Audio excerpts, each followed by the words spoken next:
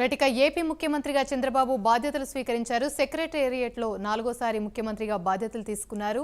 ఇదే అంశానికి సంబంధించి మరిన్ని వివరాలు మా ప్రతినిధి రవికృష్ణ లైవ్ ద్వారా మరిన్ని అప్డేట్స్ అందిస్తారు. రవికృష్ణ చెప్పండి, బాధ్యతలు స్వీకరించిన వెంటనే చంద్రబాబు అయితే ఏదైతే ప్రచార సమయంలో హామీ ఇచ్చారో మెగా డిఎస్సిపై తొలి సంతకం పెడతాము మా ప్రభుత్వం అధికారంలోకి రాగానే అని చెప్పిన మాటకైతే ఆయన కట్టుబడి ఉండి ఫస్ట్ సంతకం మెగా డిఎస్సి పైన పెట్టారు. అక్కడ కొంతమంది విద్యార్థులతో పాటు కొంతమంది టీడీపీ నేతలు అందరితో కలిసి ఆయన మాట్లాడుతున్న విజువల్స్ అయితే మనం చూస్తున్నాము. అయితే వైసీపీ ప్రభుత్వంలో 6,100 పోస్టులకు నోటిఫికేషన్ విడుదల చేస్తే ఇక్కడ 16,000కు పైగా నోటిఫికేషన్ అయితే విడుదల చేశారు. దీనికి సంబంధించి పూర్తి అప్డేట్స్ ఏంటి? అంటే ఏమని ఖచ్చితంగా 4:41 నిమిషాలకి చంద్రబాబు నాయుడు బాధ్యతలు అయితే స్వీకరించారు. సచివాలయంలోకి వచ్చి ఆయన ఛాంబర్ ఏదైతే ఫస్ట్ బ్లాక్లో ఉన్నటువంటి ఆయన ఛాంబర్లోకి వెళ్ళడం జరిగింది. గతంలో ఎప్పుడైతే ఆయన సీఎంగా ఉన్నప్పుడు ఏ ఛాంబరు ఎక్కడైతే ఉన్నారో ఏ బ్లాక్ తన బాధ్యతలు స్వీకరించడం జరిగింది. ఈ బాధ్యతలు స్వీకరించే ముందు అక్కడ తన ధర్మపత్నితో కలిసి అక్కడ కొంత పూజలు నిర్వహించిన పరిస్థితి అయితే ఉంది. ఆయన ఇప్పుడు అక్కడికి వచ్చేటువంటి సమయంలో మాత్రం అక్కడ ఉన్నటువంటి రాజధాని రైతులు ఎవరైతే ఉన్నారో వాళ్ళందరూ కూడా ఘన స్వాగతం పలికారని చెప్పుకోవచ్చు. ముఖ్యంగా కూడా అమరావతి ప్రాంతానికి సంబంధించి అమరావతిని ఏకైక రాజధానిగా చేయాలని చెప్పి భావించినటువంటి తరుణంలో 3 రాజధానుల అంశం ఎప్పుడైతే వచ్చిందో ఆ 3 రాజధానుల అంశం వచ్చిన తర్వాత ఒక్కసారిగా రాజధాని రైతులైతే మాత్రం ఆవేదనకు గురైన పరిస్థితి. ఎప్పుడైతే టీడీపీ గవర్నమెంట్ ఎన్డీఏ కూటమికి సంబంధించినటువంటి గవర్నమెంట్ వచ్చిందో అప్పుడు మాత్రం అందరూ కూడా హ్యాపీగా ఫీల్ అయ్యారు. ప్రెసిడెంట్ అయితే మాత్రం ఈరోజు ఖచ్చితంగా 4:41 నిమిషాలకు ఆయన అయితే మాత్రం ఈ బాధ్యతలు అయితే సీఎంగా బాధ్యతలు స్వీకరించారు. ఇప్పుడు మనం చూడొచ్చు ఇక్కడ విజువల్స్లో మనకి కనపడుతూనే ఉన్నాయి.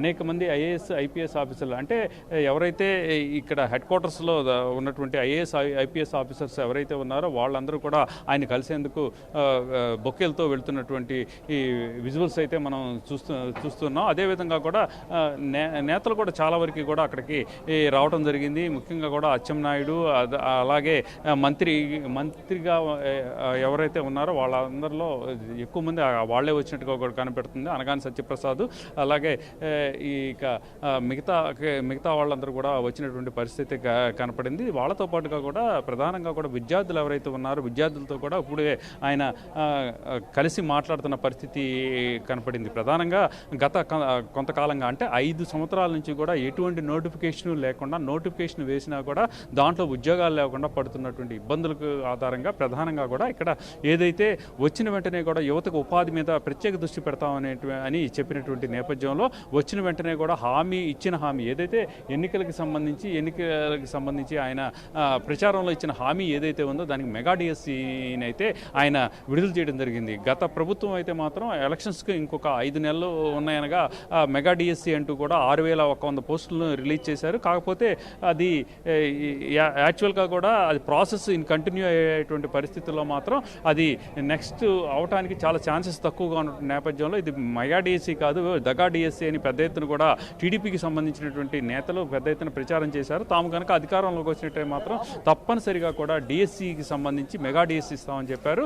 ఆ మాటకు కట్టుబడి ఆయన ఎప్పుడైతే 4:41 నిమిషాలకి బాధ్యతలు స్వీకరించిన వెంటనే ఆయన ఫస్ట్ ఫైల్ ఏంటంటే డిఎస్సికి సంబంధించి 16,000 డిఎస్సి పోస్టులు భర్తీ చేసేందుకు ఆయన అయితే సంతకం చేశాడు. దీంతో మాత్రం ఒక్కసారిగా కూడా ఏపీలో ఉన్నటువంటి నిరుద్యోగుల్లో మాత్రం ఆశ చిగురించిన పరిస్థితి అయితే కనపడింది. గత కొంతకాలం నుంచి కూడా ఎటువంటి జాబ్స్ లేకపోవడం, అదేవిధంగా కూడా ఉపాధి అవకాశాలు కూడా లేకపోవడంతో కూడా పెద్ద ఎత్తున ఈ యువతలో మాత్రం నిరుత్సాహం వచ్చినటువంటి నేపథ్యంలో ఇప్పుడు ఇచ్చినటువంటి మొట్టమొదటి సంతకంతో ఆయన మాత్రం బూస్ట్ ఇచ్చారని చెప్పుకోవచ్చు. ఈ నేపథ్యంలోనే ఇప్పుడు ప్రెజెంట్ అయితే మాత్రం ఆయన ఇచ్చిన మొట్టమొదటి హామీ ఏదైతే ఉందో దాన్ని నెరవేర్చారు. మొట్టమొదటిది సంతకం చేశారు. అలాగే రెండో సంతకం మాత్రం ఏదైతే ఈ పెన్షన్స్ ఉన్నాయో, సామాజిక పెన్షన్స్ ఏవైతే ఉన్నాయో సామాజిక పెన్షన్లు మాత్రం 4,000కు పెంచుతామని ఆ రోజు చెప్పారు. అదేవిధంగా కూడా ఈ సామాజిక పెన్షన్లు కూడా ఆయన ఇచ్చినటువంటి పరిస్థితి, దాని మీద కూడా ఫస్ట్ సైన్ చేశారు. అలాగే ఇక ఏదైతే ల్యాండ్ టైటిలింగ్ యాక్ట్ని మాత్రం ఒక పెద్ద ఎలక్షన్స్లో మాత్రం క్యాంపెయినింగ్లో పెద్ద ఎత్తున కూడా వాడుకున్న పరిస్థితి అయితే ఉంది. ఆ ల్యాండ్ టైటిలింగ్లో ఉన్నటువంటి లూప్ హోల్స్ ఆధారంగా కూడా ఖచ్చితంగా ఎవరైతే ఓనర్ ఎవరైతే ఉన్నారో ఆ ఓనర్ మాత్రం ఇబ్బందులు పడేటువంటి పరిస్థితులు ఉంటాయి అని ఆయన అయితే చెప్పినటువంటి నేపథ్యం. దీంతో ఒక్కసారిగా కూడా ల్యాండ్ టైటిలింగ్ యాక్ట్కి మాత్రం పీపుల్ మాత్రం కనెక్ట్ అయ్యారని చెప్పుకోవచ్చు. ఆ నేపథ్యంలో వాళ్ళందరికీ కూడా హామీ ఇచ్చారు, తాము అధికారంలోకి వచ్చిన వెంటనే మేము కూడా ల్యాండ్ టైటిలింగ్ యాక్ట్ని ఉపసంహరించుకుంటామని. ఈ నేపథ్యంలోనే ల్యాండ్ టైటిలింగ్ యాక్ట్ని ఉపసంహరించుకున్నట్టు కూడా ఆయన సైన్ అయితే మూడో సంతకం అయితే చేశారు. అలాగే ఇక అన్నా క్యాంటీన్కి సంబంధించి, ప్రధానంగా అన్నా క్యాంటీన్కి సంబంధించి ఎప్పుడైతే 2019లో వైసీపీ అధికారంలోకి వచ్చిన తర్వాత అన్నా క్యాంటీన్లు ఏవైతే ఉన్నాయో ఆ అన్నా క్యాంటీన్లన్నింటినీ కూడా రద్దుపరచడం జరిగింది. దీంతో ఒక్కసారిగా కూడా చాలామంది పేదలకి ఆకలి తెచ్చేటువంటి అన్నా క్యాంటీన్లు అనేవి లేకపోవడంతో ఇబ్బందులు పడుతున్న పరిస్థితి అయితే ఉంది.